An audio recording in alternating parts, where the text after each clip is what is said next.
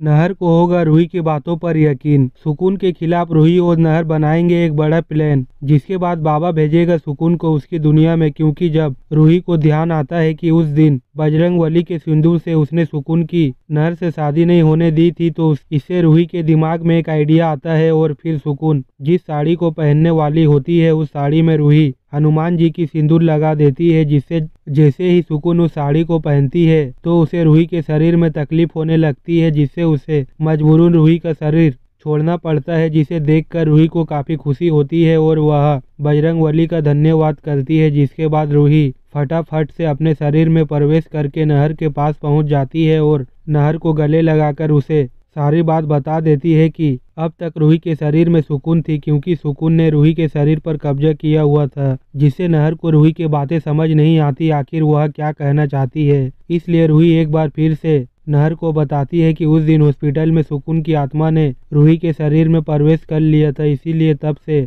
अब तक रूही किसी आत्मा की तरह भटक रही है। लेकिन तभी रूही ने इतना कहते ही सुकून वापस आ जाती है और फिर से रूही के शरीर में प्रवेश करके रूही को बाहर कर देती है। जिसके बाद सुकून नहर के सामने ऐसे जताने लगती है कि मानो वह नाटक कर रही है, ताकि नहर को रूही की बातों पर यकीन ना हो। इसलिए सुकून नहर से कहती है कि वह यह सब मजाक कर रही थी, जिसे सुनकर नहर को समझ नहीं आता कि आखिर रूही को हो क्या रहा है। तो वहीं रूही से नहर इतना परेशान नहीं देखा जाता, इसीलिए रूही नहर का हाथ पकड़कर उसे अपने कमरे में ले जाती है, जिसे देखकर नहर को एक बड़ा झटका लगता है कि आखिर कोई अदृश्य चीज उसे कैसे खींच रही है। जिसके बाद रूही नहर को एक कागज पर लिखकर बताती है कि सुकून ने उसका शरीर उसे छीन लिया है, जिसे इस बार नहर को इस बात पर यकीन हो जाता है कि वह रूही ही है। इसलिए नहर रूही से सवाल करता है कि आखिर रूही को वापस लाने के लिए नहर क्या करे, जिस पर रूही नहर को वह रुद्राक्ष देकर बताती है कि नहर को बड़ी चालाकी से इस रुद्राक्ष को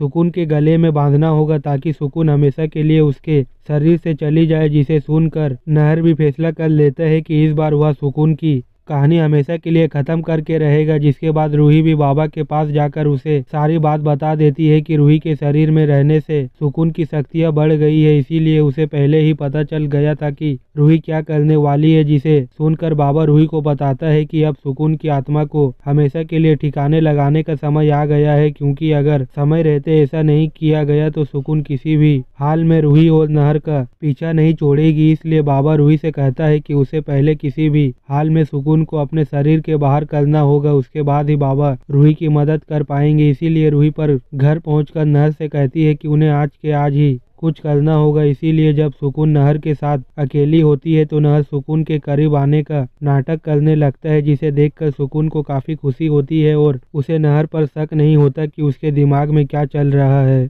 जिसके बाद नहर सुकून की आंखें बंद करके उसके एक हाथ में कंगन पहनाता है, जिससे सुकून को यही लगता है कि नहर उसके लिए कंगन लाया है। मगर तभी नहर मौके का फायदा उठाकर सुकून के दूसरे हाथ में वह रुद्राक्ष पहना देता है, जिससे सुकून को रूही के शरीर से बाहर आना पड़ता है और उसे समझ आ जाता है कि नहर को सुकून का सच पता चल गया था। जिसके बाद रूही अपने शरीर में प्रवेश करती है और फिर नहर सुकून से कहता है कि अब उसका खेल खत्म हो चुका है, इसीलिए वह उनके घर से चली जाए। मगर यह सब देखकर सुकून को रूही पर बेहद गुस्सा आ जाता है और वह गुस्से में रूही का गला पकड़कर उसे कहती है कि आखिर वह क्यों बार बार सुकून को नहर के बीच आ जाती है, जहां नहर सुकून से रूही को बचाने की कोशिश तो करती है मगर नहर कुछ कर नहीं पाता। तो वही यह सब उस बाबा को भी पता चल जाता है। फिर सुकून को कैद करने के लिए वह बाबा एक पूजा शुरू कर देता है, जिससे सुकून की आत्मा खींची हुई बाबा के पास पहुंच जाती है और फिर बाबा सुकून से कहता है कि